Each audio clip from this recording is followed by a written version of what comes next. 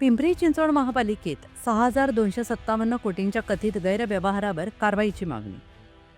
पिंपरी चिंचवड महानगरपालिकेच्या अंतर्गत आणि विशेष लेखापरीक्षणात तब्बल 6,257 कोटी रुपयांच्या कथित गैरव्यवहार आणि गैरकारभाराचा मुद्दा समोर आला असून याबाबत 8 दिवसात ठोस कारवाई करण्याची मागणी मारुती भापकर यांनी केली आहे. भापकर यांनी महापौर रवी लांडगे, आयुक्त डॉक्टर विजय सूर्यवंशी यांच्यासह विविध पदाधिकाऱ्यांना निवेदन देत जबाबदार अधिकारी आणि कर्मचाऱ्यांवर कठोर कारवाई करण्याची मागणी केली आहे. अन्यथा पुन्हा मुंबई उच्च न्यायालयात जाण्याचा इशारा त्यांनी दिला आहे. मुख्य लेखापरीक्षकांनी दिलेल्या माहितीनुसार 1982 ते मार्च 2026 या कालावधीत हजारो कोटींची रक्कम प्रलंबित आणि वादग्रस्त असल्याचं नमूद करण्यात आलं आहे. वर्षानुवर्ष लेखापरीक्षणातील आक्षेप प्रलंबित ठेवले जात आहेत. यावर तातडीनं कडक कारवाई झाली नाही तर न्यायालयात दाद मागू असा इशारा मारुती भापकर यांनी दिला आहे. पिंपरी चिंचवड महानगरपालिकेच्या सन 1999-2000 या वर्षी पिंपरी चिंचवड महानगरपालिकेचं महापालिका कायद्यानुसार वर्षाला लेखापरीक्षण झालं पाहिजे आणि ते अहवाल स्थायी समितीच्या मान्यतेने करदात्या नागरिकांना पाहण्यासाठी किंवा त्याचं निरीक्षण करण्यासाठी ते उपलब्ध करून दिले पाहिजेत. अशा प्रकारची कायद्यात तरतूद असताना 106 प्रमाणे वर्षाला हे लेखापरीक्षण करून जनतेसाठी ते खुलं केलं पाहिजे. अशा प्रकारची कायद्यात तरतूद असताना या महानगरपालिकेचं लेखापरीक्षण होत नव्हतं.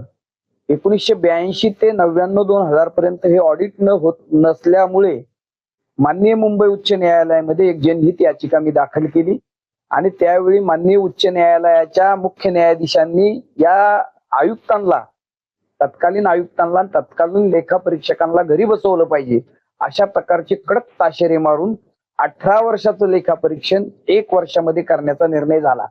त्यामध्ये हजारो कोटीचे आक्षेप त्यामध्ये नोंदवण्यात आले.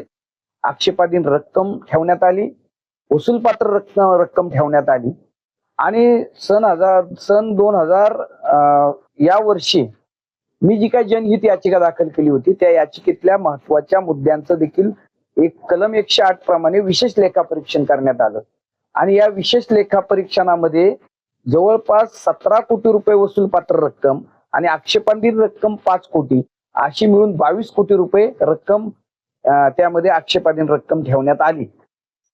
अंतर्गत लेखापरीक्षण जे 106 अन्वये पिंपरी चिंचवड महानगरपालिकेचं व्हायला हवं आणि ते वर्षाला व्हायला हवं, त्या अंतर्गत लेखापरीक्षणाच्या संदर्भातली माहिती मुख्य लेखापरीक्षक यांना मागितली असताना अत्यंत गंभीर आणि स्फोटक अशा प्रकारची माहिती परवा मला मिळाली.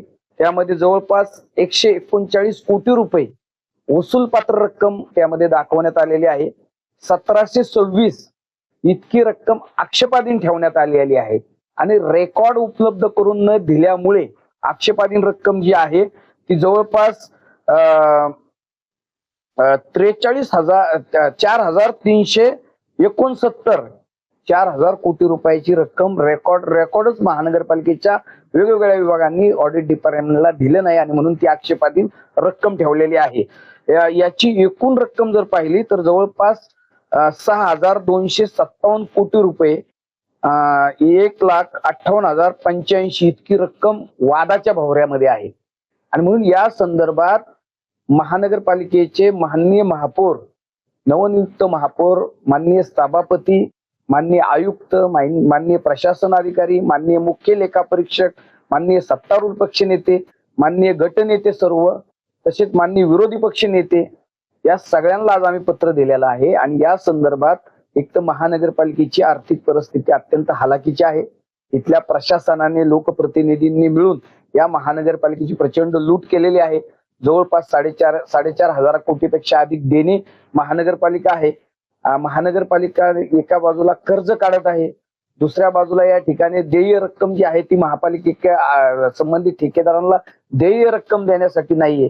ज्या काही महानगरपालिकेच्या एफडी आहेत, ठेवी आहेत, त्या मोडण्याचा सपाटा महानगरपालिकेने लावलेला आहे. अशा स्थितीमध्ये ऑडिटच्या संदर्भात या ठिकाणी महानगरपालिकेच्या प्रशासनाने, इथल्या महापौरांनी, लोकप्रतिनिधींनी आग्रही भूमिका घेऊन यामध्ये 8 दिवसाच्या आत कायद्याप्रमाणे उचित कारवाई करावी अशा प्रकारची आज आम्ही मागणी केलेली आहे. अशा प्रकारची मागण्याची पूर्तता जर झाली नाही तर पुन्हा एकदा आम्हाला माननीय मुंबई उच्च न्यायालयाचे दरवाजे ठोठावे लागतील आणि त्याची सर्वस्व जबाबदारी या महानगरपालिकेचे आयुक्त, इथले लोकप्रतिनिधी, पदाधिकारी यांची असेल, अशा प्रकारचा इशारा या ठिकाणी आम्ही देत आहोत. आपली मागणी पूर्ण नाही झाली तर पुढचं पाऊल काय असणार आहे आपलं?